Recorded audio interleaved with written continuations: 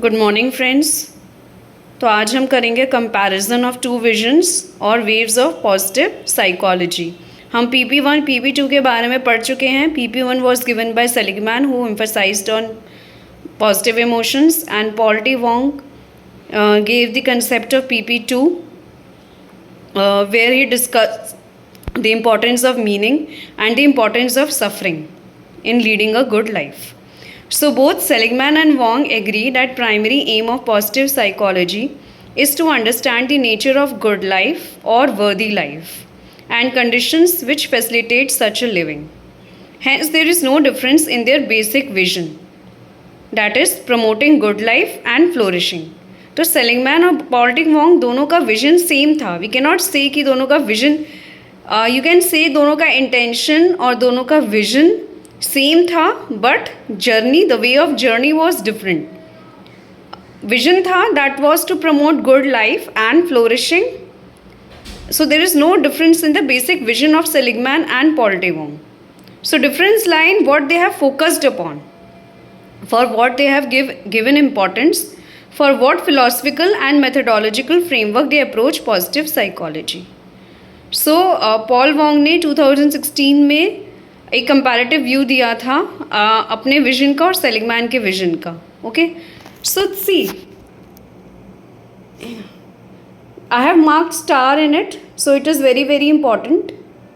ये असाइनमेंट में भी आया था एंड एग्ज़ाम में भी आता है. So comparative view of Seligman's and Wong's visions of positive psychology. See, this is page number 19, Introduction to Positive Psychology, Block 1, Unit 1. So this is the table 1.1. This is very important. You can mark it important. So comparative view of Seligman and Wong's visions of positive psychology. तो जो हम difference है वो wave 1 PP1 Martin Seligman का एक column है, wave 2 PP2 Paul Wong का second column है. So now you can see the differences. So first, सबसे पहले इन्होंने स्टार्ट ही फोकस पर करा है. जैसे इन्होंने बोला ना कि विजन दोनों का सेम है बट जिस चीज़ पर फोकस किया है वो डिफरेंट है. तो इन्होंने जो पहला डिफरेंस है वो स्टार्ट ही फोकस से किया है कि मार्टिन सेलिगमैन का जो फोकस था that was on positive only. जैसे कि हमने बात करी कि वो सिर्फ पॉजिटिव इमोशंस की बात करते थे, और पॉल वोंग का focus was both on positive and negative. So this is the first point, easy. Second is Seligman avoids the topics of suffering and death, whereas Paul Wong embraces the topic of suffering and death as precondition for authentic happiness. तो Paul Wong ये कहते थे कि अगर आपको authentic happiness चाहिए, ऐसा नहीं कि हैप्पीनेस आज है और कल नहीं है, तो आपको सफरिंग और डेथ के टॉपिक्स को एम्ब्रेस करके, मतलब साथ लेके चलना पड़ेगा, उसको एक्सेप्ट करके चलना पड़ेगा. आप उसको अवॉइड नहीं कर सकते हो. सफरिंग और डेथ को आप अवॉइड नहीं कर सकते हो. You have to accepted, you have to included, you have to be inclusive. तभी आप एक ऑथेंटिक हैप्पीनेस क्लेम कर सकते हो. Then third is Martin Seligman emphasises positive emotions, Paul Wong emphasise on responsible action. Okay, तो because of happiness, because of suffering, उस time पर जैसे आप रिस्पॉन्ड करते हो, ओके, जो एक्शन आप लेते हो उस पर बहुत डिपेंड करेगा कि आप एक ऑथेंटिक हैप्पीनेस फील करते हो या नहीं. Then fourth is Seligman was happiness oriented and self fulfillment focused, okay, whereas Paul Wong was meaning oriented. देखिए, मार्टिन सेलिगमैन में हैप्पीनेस की बात हो रही है और पॉल वोंग में मीनिंग की बात हो रही है कि सिर्फ खुश रहने से मतलब नहीं है, एक मीनिंगफुल लाइफ भी होनी चाहिए. कि सिर्फ ये नहीं कि आप मटेरियलिस्टिक चीज़ें पाकर खुश हो रहे हो. ठीक है, आपने क्या किया दूसरों के लिए, ठीक है, क्या आपने अपनी लाइफ का पर्पस क्या था आपका, किस हिसाब से आपने एक मीनिंगफुल लाइफ को स्पेंड किया. सो meaning oriented and self transcendence focused. Self transcendence का मीनिंग है कि आपने अपने आप को कितना fully spiritually, you can say, आपका सेल्फ पोटेंशियल, जो फुल पोटेंशियल है आपका, आप कितना उसको रियलाइज कर पाए हो.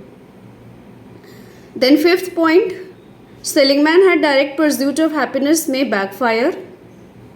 ओके, बिकॉज अगर आप सीधा सिर्फ हैप्पीनेस के पीछे भागोगे तो उसके लिए फिर आप मटेरियलिस्टिक चीज़ों के पीछे भागोगे तो इट कैन बैकफायर. कई बार आप वो चीज़ें एक्यूमुलेट करने के लिए कुछ गलत काम करने लग जाते हो, तो that may backfire. But direct pursuit of meaning lead to authentic happiness. पर पॉल वोंग के हिसाब से अगर आप एक मीनिंग ओरिएंटेड लाइफ स्पेंड करोगे तो आपको ऑथेंटिक हैप्पीनेस मिलेगी. देन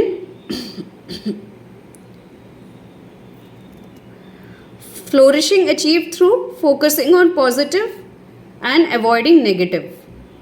तो जो सेलिगमैन का विजन था दैट वाज फ्लोरिशिंग तो था, लेकिन वो फोकस किस पे करते थे? पॉजिटिव पे, और नेगेटिव को अवॉइड करते थे. Whereas Paul Wong flourishing achieved only through confronting the dark side of human existence. तो पॉल वोंग के हिसाब से कि आपका फ्लोरिश तभी कर सकते हो जब आप ह्यूमन एग्जिस्टेंस की डार्क साइड को भी एक्सेप्ट करो, कन्फ्रंट करो.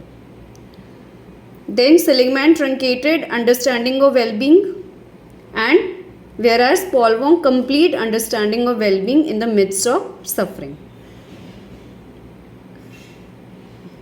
तो पॉल वोंग के हिसाब से कंप्लीट अंडरस्टैंडिंग है और सेलिगमैन के हिसाब से understanding is not complete. Then 8th point is Seligman focuses on elements of wellbeing such as behaviour, cognition, affect and so on,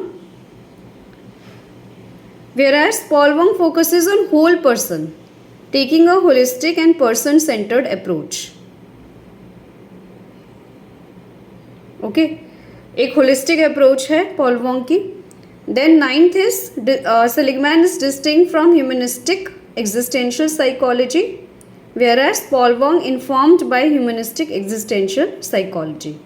तो पॉल वोंग के केस में उसके विजन में ह्यूमनिस्टिक एग्जिस्टेंशियल साइकोलॉजी के बारे में आप देखोगे कि उसके बारे में मेंशन किया गया है, इन्फॉर्म किया गया है. whereas सेलिगमैन की फिलॉसफी में ह्यूमनिस्टिक एग्जिस्टेंशियल साइकोलॉजी के लिए कोई जगह नहीं है. Then Seligman is based on positivist paradigm, whereas Paul Wong based on human science perspective. Then you can say Seligman was view was dichotomous and binary, सिर्फ good and bad, whereas Paul Wong was dialectical and interactive. Then Seligman view was based on empirical findings from psychological laboratories, whereas Paul Wong view was based on empirical findings from both psychological and real life laboratories. तो Seligman की findings सिर्फ psychological laboratories में जो experiments हो रहे हैं उसके basis पर आ रही हैं, whereas पॉल वोंग में रियल लाइफ को भी ऑब्जर्व करके फाइंडिंग्स दी गई हैं. Then Seligman view was based on individualistic culture, where you think only about where an individual thinks about himself only, whereas Paul Wong's view was based on both individualistic and collectivist culture. तो हम आगे पढ़ेंगे कि western countries में आपको individualistic culture मिलेगा, whereas India में आपको कलेक्टिविस्ट कल्चर्स मिलेंगे जहाँ पे हम सब लोगों को साथ में लेकर चलते हैं. तो पॉल वोंग का व्यू जो है वो कलेक्टिविस्टिक और बोथ इंडिविजुअलिस्टिक कल्चर्स में आता है. So thus both quantitative and qualitative methodologies and mixed method procedures need to be used to gain more insights about basic issues of positive psychology than limiting ourselves to either of them.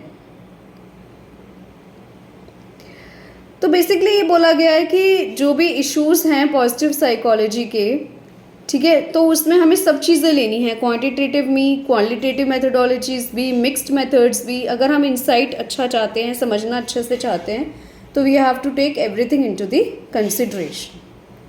So these are few reflective exercises where you can recollect, reflect and write your answers for the following questions.